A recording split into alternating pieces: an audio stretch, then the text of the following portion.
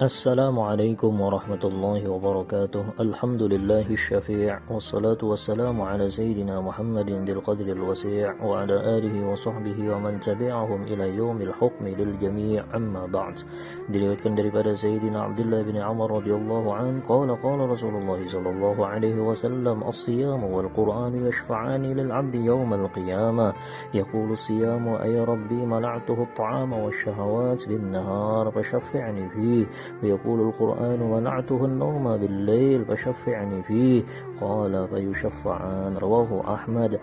Puasa dan Al-Quran akan memberikan syafaat kepada seorang hamba di hari kiamat.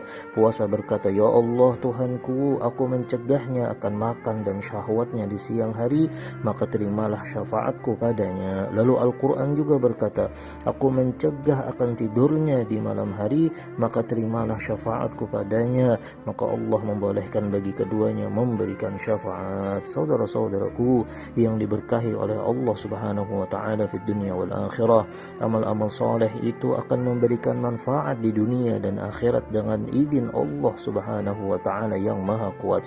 Salah satunya puasa.